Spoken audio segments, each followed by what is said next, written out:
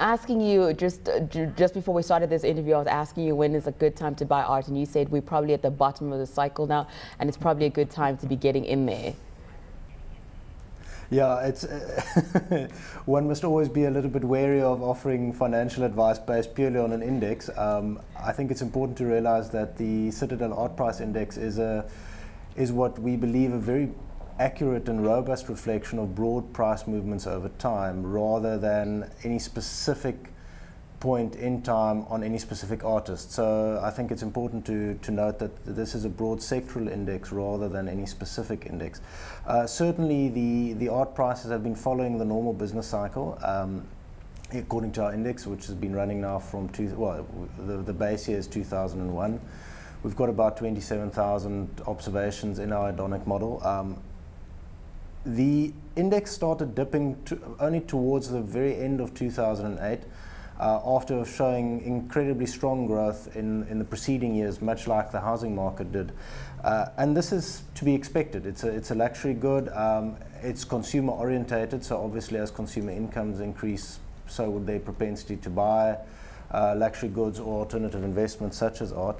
And the deceleration in prices, or the dropping in prices, accelerated into 29, continued but moderated into 2010, and showed some weakness last year, and indeed the first quarter of this year, where we saw a 7% decline in the index.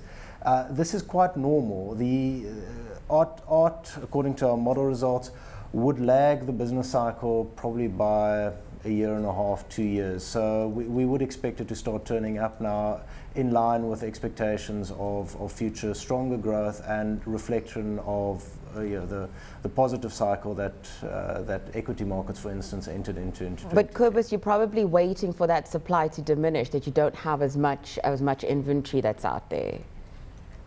I think that is a problem. I think potentially also one must understand that it's not necessarily only amount of supply, but potentially also the type of supply.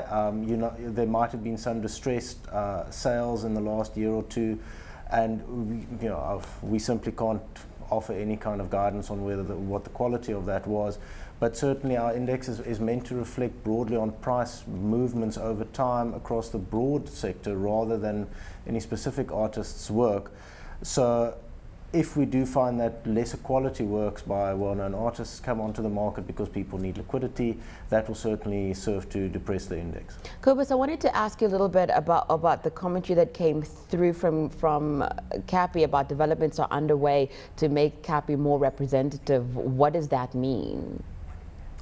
Well, we changed. I'm not sure if you know, but this is our second release of the index. The first one was at the end of last year, and this was quite a revolutionary index for South Africa. They're reasonably well done internationally, but it's a very complex set of data to try and build a model around, because art is not the same to everyone, and certainly no two pieces of art are the same. So you want to be very careful that you don't compare oranges with forklifts.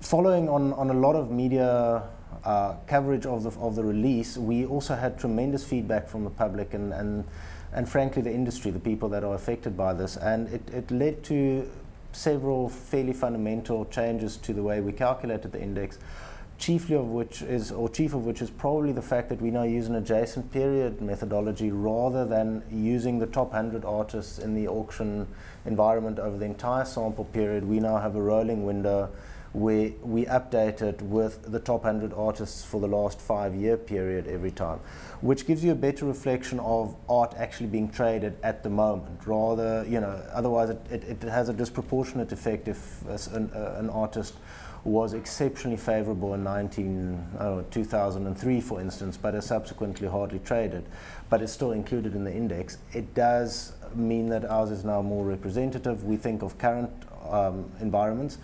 Secondly, we changed it to a quarterly index simply because of the wealth of auction results available, and we also significantly included Christie's in London auction results now for the first time. Previously we had Bonhams, but Christie's is a major auction house that does very well on South African art, and specifically Dylan Lewis, the sculptor, which has now seen Dylan entering the top 100 artists. Thank you so much. And just, sorry, on the top 100 on the top 100 artists, I just want to say that doesn't mean that they're necessarily the best.